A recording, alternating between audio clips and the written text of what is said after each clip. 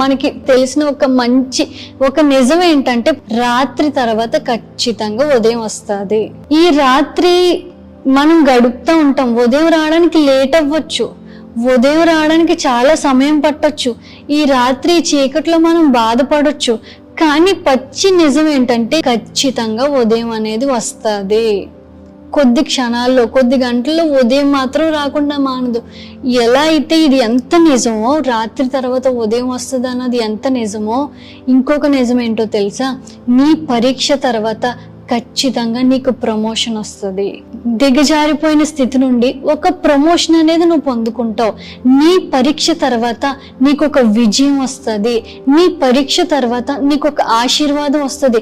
నీ పరీక్ష తర్వాత నువ్వు ఒక విజయవంతమైన ఆత్మీయ జీవితాన్ని నువ్వు జీవిస్తావు.